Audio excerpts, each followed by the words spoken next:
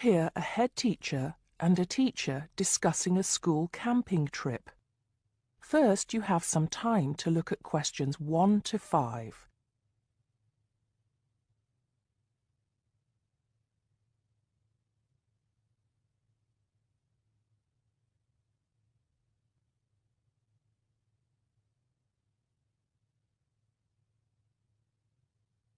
Now we shall begin. You should answer the questions as you listen because you will not hear the recording a second time. Listen carefully and answer questions 1 to 5. Good morning, Mr. Thompson. Can I speak to you for a moment? Of course, Jamie. Come in. Have a seat. I've just finished looking through the reports for this term. It looks like the pupils are doing very well. Yes, I think they are. It's all going fine. So, Jamie, what's on your mind? Well, I've been thinking about next month's camping trip, the one for Year 10. Yes, we've got it scheduled for the 23rd to the 26th, if I'm not mistaken. Actually, I think it's the 24th to the 27th. Let's just check. Oh, right. Yes, you're right. So... Well, I've been thinking about how we might possibly make this year's event even better than last year's. Not that last year's wasn't great, but... Suggestions for improvement are always welcome, Jamie. So, what have you been thinking about? Well, to tell the truth, I wasn't completely happy with the camp we used last year. It was rather small, and I didn't feel that the grounds were particularly well kept. Go on. I did some searching, and I think I found the perfect spot. It's called Shepton Meadows, and... Is that the campsite in the Lake District? No, actually it's just outside Carlisle. It's a huge site, and it's on a lovely lake, Lake Brant, I believe it's called. Half the site is forested, and the rest, the actual camping area, is grassy. For kids that rarely get to see anything more than concrete, it's ideal. And the facilities are amazing. There's a basketball court, a large pool, and a football pitch. There are well-marked trails through the forest for hiking, and the lake is there for swimming and other water sports. I believe there's even a lifeguard service. That sounds like it might suit our purposes perfectly. Did you happen to find out about availability and cost? Yes, as a matter of fact, I did. I called them yesterday evening, and there are plenty of spots available. And because we're a non-profit organization, they said they would give me a reduction in the price. If I remember correctly, we paid £5 a head last year. Yes, per night, right? Yes, each child paid £10 for the 2 nights. Well, at this campsite, it's only £4 per night. And they told me that if we had over 50 children, which we do, they could give us a further 10% off. That's very reasonable, isn't it? Well, from what you've told me, I think we should probably go ahead and book. Excellent. I'm sure the children will love it. I'm sure they will. Before you hear the rest of the conversation, you have some time to look at questions 6 to 10.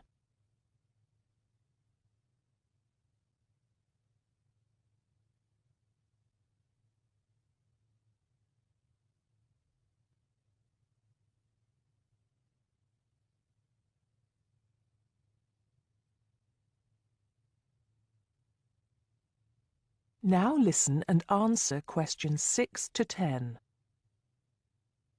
Now, Jamie, have you given any thought to an itinerary by any chance? As a matter of fact, I have.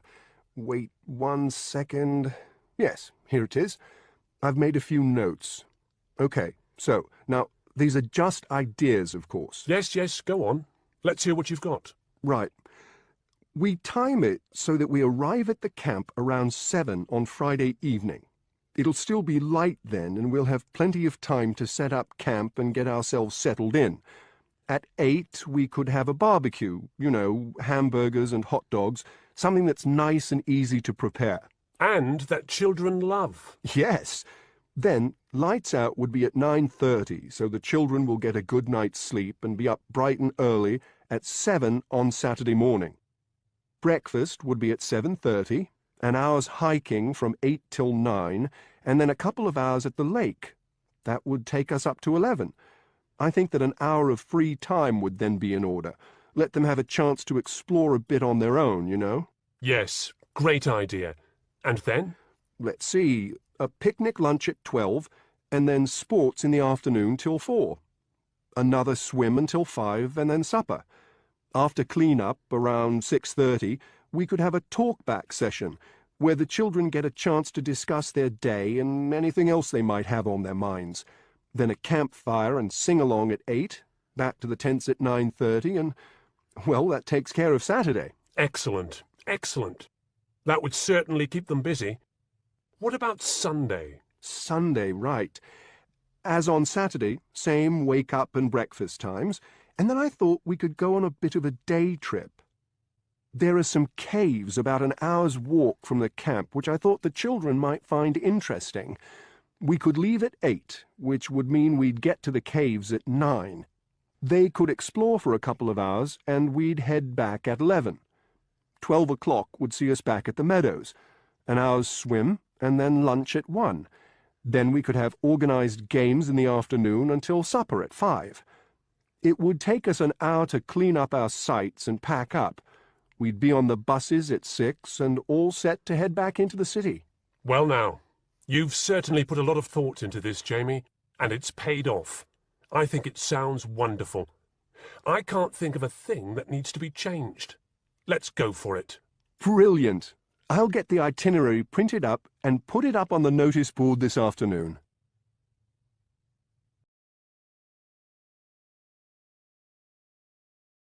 That is the end of part 1. You now have half a minute to check your answers.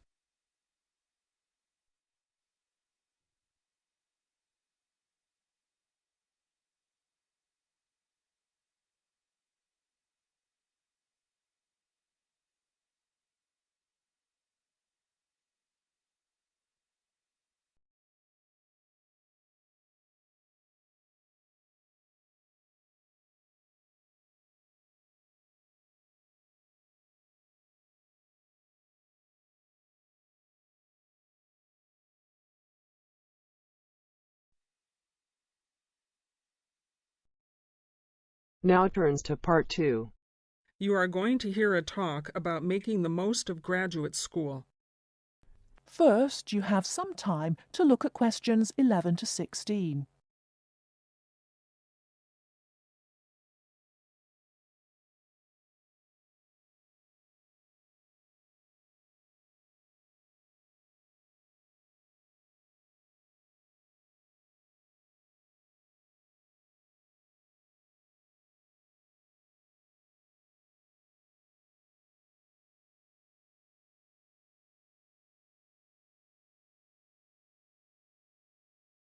Now, listen carefully and answer questions 11 to 16.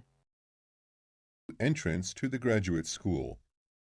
My job now is to give you the graduate school survival guide and make some concise suggestions for getting the most out of your relationship with our research supervisor, getting the most out of what you read, and making continual progress with your research.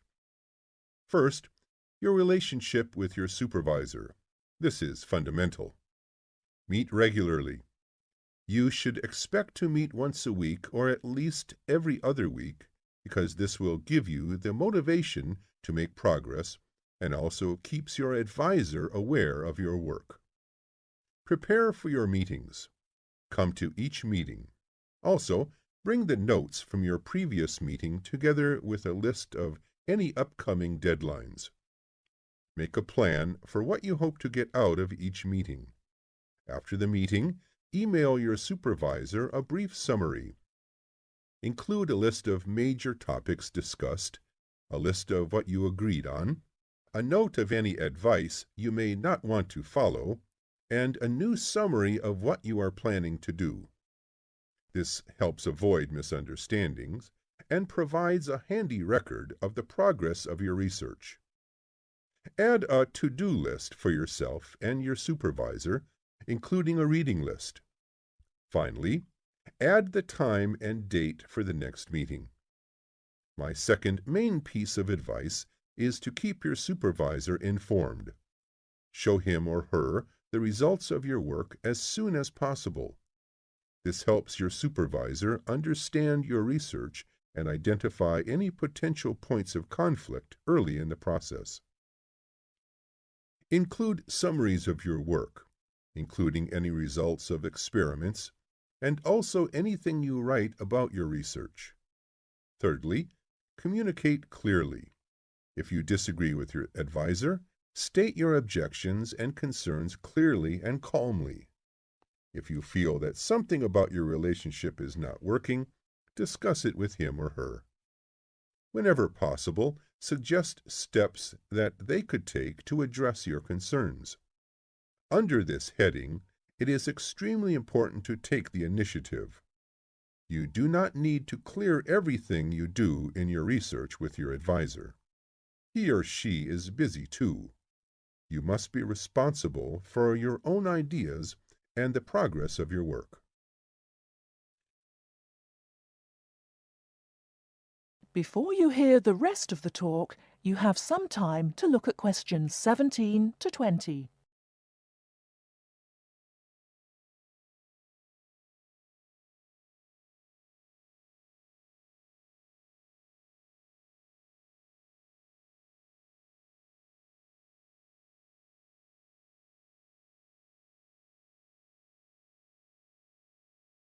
Now listen and answer questions 17 to 20. The second section of my talk is about getting the most out of what you read. The first principle here is to be organized. Keep an electronic bibliography with notes and pointers to the paper files. Keep and file all the papers you have read. Point 2. Be efficient. Only read what you need to. Start by reading only the conclusion, scanning figures and tables, and looking at their references. Read the other sections only if the paper seems relevant or you think it might help you get a different perspective. Skip the sections you think you already understand. These are often the background and motivation sections. It's of critical importance to take good notes on every paper you find worth reading. Note especially what problem the author is trying to solve, what approach they take to the problem, and how their approach differs from other approaches. Next, summarize what you have read on each topic. After you have read several papers on the same topic, note the key problems, the various formulations of the problem under consideration, the relationship between the various approaches and the alternative approaches you come across. Let me add one point you might not have already thought of. Read PhD theses. Even though they are long, they can be very helpful for quickly learning about what has been done in your field of interest. Focus particularly on the background sections and method sections. Don't forget to read your advisor's thesis. This will give you an idea of what he or she expects from you. The third section of my talk is about making continual progress with your research. Keep a journal of your ideas. Write down every issue you are thinking about, even if you think it is stupid. This will help you keep track of your progress and keep you from going round in circles. That is the end of part 2. You now have half a minute to check your answers.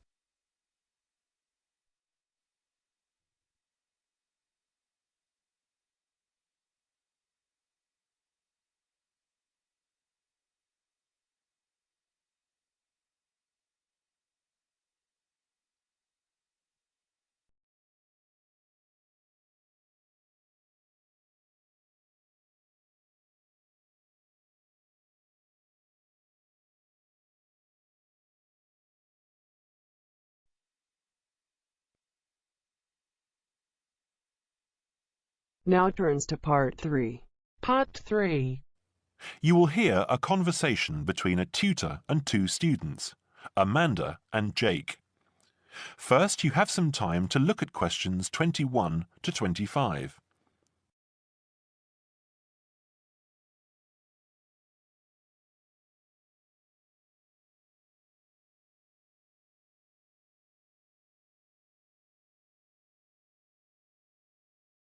Now listen carefully and answer questions 21 to 25. So, Jake and Amanda, how did the project go? Very well, I think, Dr. Hinton. I certainly learned a lot and enjoyed myself at the same time. Me too. So, remind me, what was your project about? Basically, what makes successful people? Let's call them top achievers successful. Yes. How are they different from us? What do they do that other less successful people don't do? Interesting. And did you come to any conclusions? Quite a few, actually. Good. Share some with me then. Well, I'd always thought that a top achiever would be the sort of person who would bring work home every night and slave over it. But it appears not. Those types tend to peak early and then go into decline. They become addicted to work itself, with much less concern for results. We found that high achievers were certainly ready to work hard, but within strict limits. They knew how to relax, could leave their work at the office, prized close friends and family life, and spent a healthy amount of time with their children and friends. There's a lesson for us all there. Anyway, go on. It's also very important to choose a career which you enjoy, not just one that pays well or which assures you of a pension many years down the line. Surely that's important though, Amanda. Yes, I agree, but being happy in your work is far more important than anything else. Top achievers spend over 2/3 of their working hours on doing work they truly prefer and only 1/3 on disliked chores.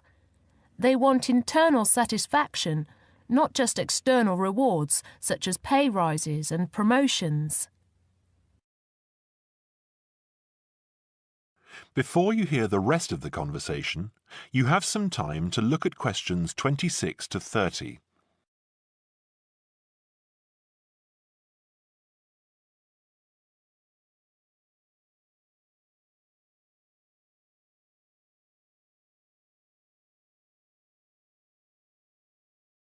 Now, listen and answer questions 26 to 30. Actually, in the end, they often have both, because they enjoy what they are doing, so their work is better and their rewards higher. Yes, Jake, that certainly makes sense. Now, can I ask you something? Do high achievers, as you call them, take many risks? Yes and no. I interviewed one business executive who told me he was able to take risks because he carefully considered how he could salvage a situation if it all went wrong. He imagined the worst that could happen, and if he could live with that, he went ahead. If not, he didn't take the chance. Other people prefer to stay in what I heard described as the comfort zone setting for security, even if it means settling for mediocrity and boredom too. Would you call top achievers perfectionists? Contrary to what I expected, no, I wouldn't. We came to the conclusion that a lot of ambitious and hard-working people are so obsessed with perfection that they actually turn out very little work. I happen to know a university teacher, a friend of my mother's, who has spent over 10 years preparing a study about a playwright. She is so worried that she has missed something, she still hasn't sent the manuscript to a publisher. Meanwhile, the playwright, who was at the height of his fame when the project began, has faded from public view. The woman's study, even if finally published, will interest few people. So, what has this got to do with top achievers?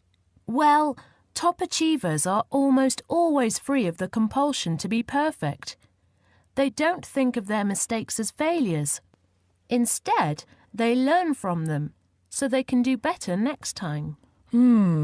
Well, would you call them competitive? High performers focus more on bettering their own previous efforts than on beating competitors.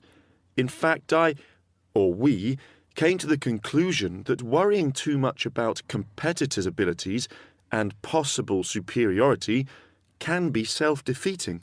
Yes, and we found that top achievers tend to be team players rather than loners.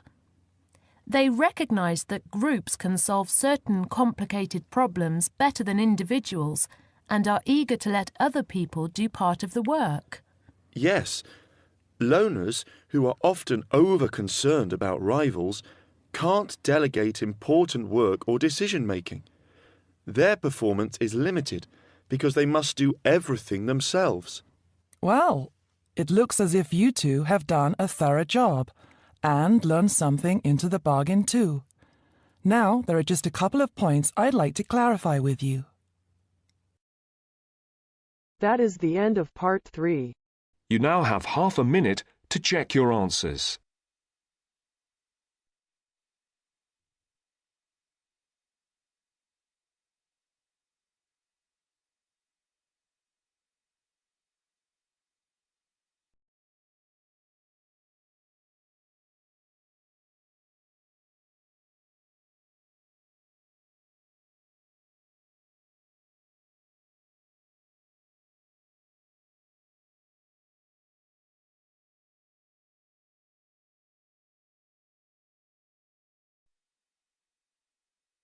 Now turns to part 4. Part 4. You will hear an environmental studies student giving a presentation about his project on saving an endangered species of plant. Now you have some time to look at questions 31 to 40.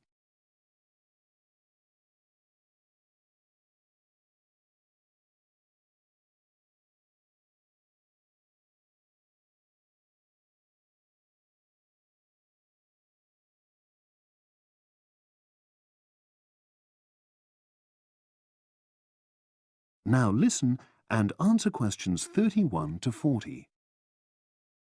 For my presentation, I'm going to summarise what I've found out about efforts to save one plant species, the juniper bush.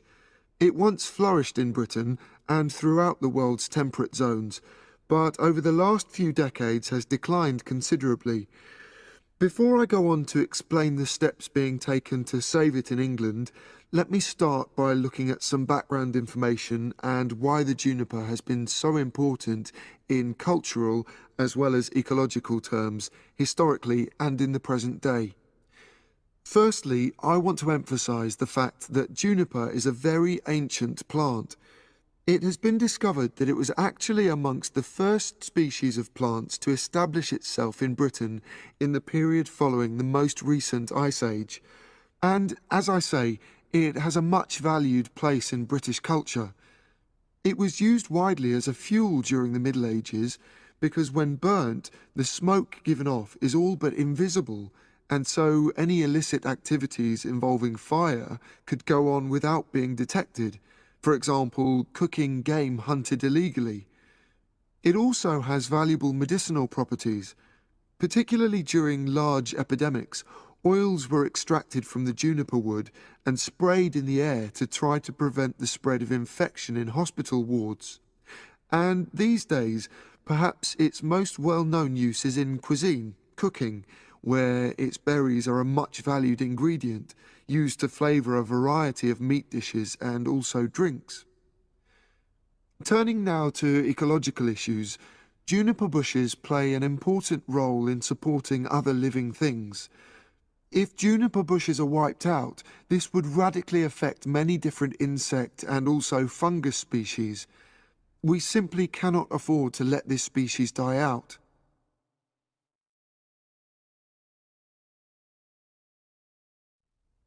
So, why is the juniper plant declining at such a rapid rate? Well, a survey conducted in the north and west of Britain in 2004 to 5 showed that a major problem is the fact that in present-day populations, ratios between the sexes are unbalanced, and without a proper mix of male and female, bushes don't get pollinated. Also, the survey found that in a lot of these populations, the plants are the same age, So this means that bushes grow old and start to die at similar times, leading to swift extinction of whole populations. Now, the charity Plant Life is trying to do something to halt the decline in juniper species. It's currently trying out 2 new major salvage techniques, this time focusing on lowland regions of England. The first thing it's trying is to provide shelters for the seedlings in areas where juniper populations are fairly well established. These, of course, are designed to help protect the plants at their most vulnerable stage. A further measure is that in areas where colonies have all but died out, numbers are being bolstered by the planting of cuttings which have been taken from healthy bushes elsewhere. Now, I hope I've given a clear picture of the problems facing this culturally and ecologically valuable plant, and of the measures being taken by Plant Life to tackle them. If anyone has any questions, I'd be happy. That is the end of part 4. You now have half a minute to check your answers.